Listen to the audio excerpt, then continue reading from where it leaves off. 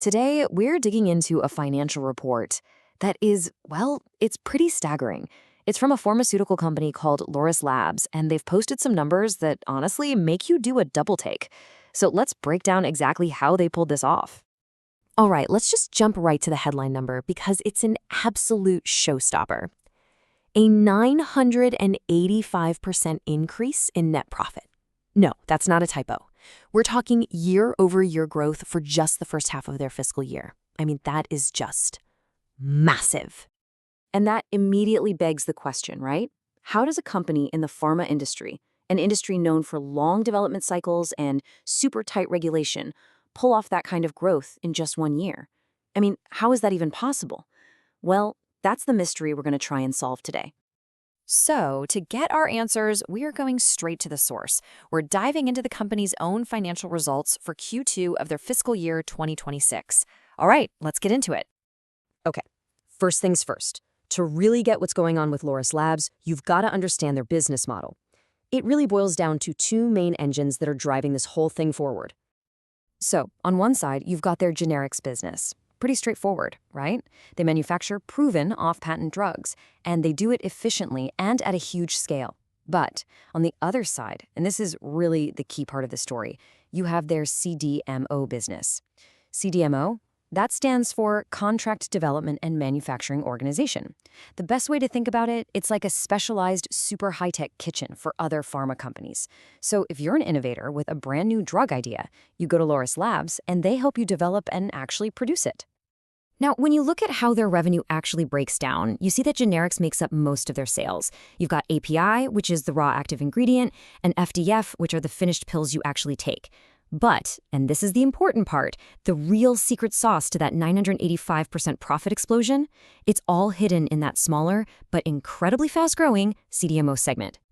Okay, so let's zoom in on that CDMO business, because that is where the real magic happened here.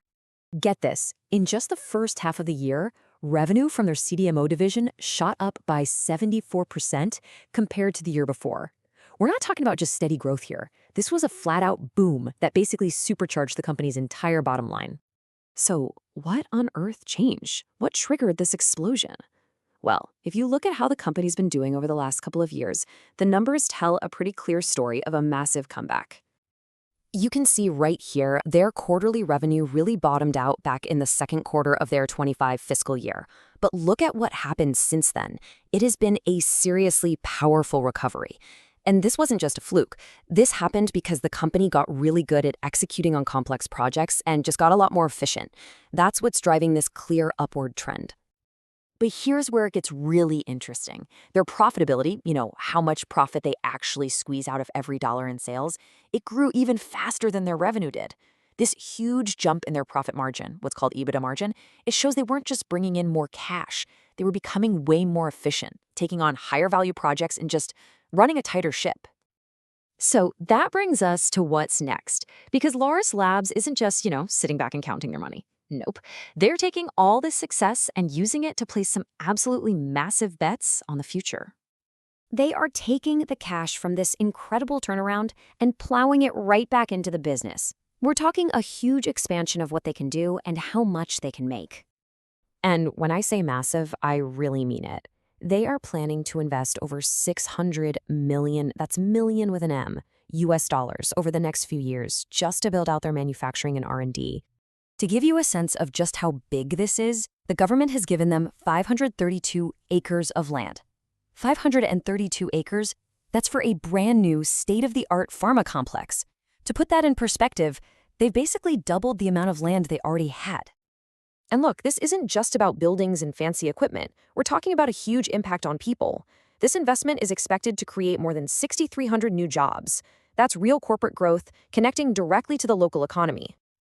Okay, so the financial numbers are just wild. But what does all of this actually mean? For medicine, for our health, why should we care?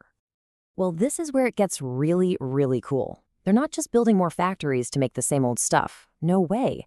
These investments are aimed squarely at the absolute cutting edge of medicine. We're talking about things like cell therapy and gene therapy, cures that work on a genetic level, and things like antibody-drug conjugates. You can think of those as basically guided missiles for hunting down and destroying cancer cells. And this isn't just some vague promise for the future. They have a concrete plan. I mean, look at their new gene therapy facility. Step 1, they already broke ground back in June of 2025. Step 2, they're sinking over $25 million into the specialized tech needed. And step 3, they expect the whole thing to be up and running by the end of 2026. This shows you they're making a very real, very strategic push into the future of medicine.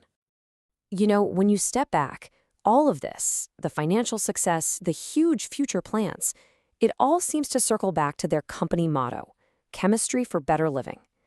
They're using their financial muscle and manufacturing know-how to really push the boundaries of science and ultimately to try and improve health for all of us.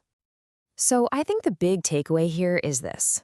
The story of Laurus Labs kind of hints that the biggest players in the future of medicine might not be the famous names you see on the box.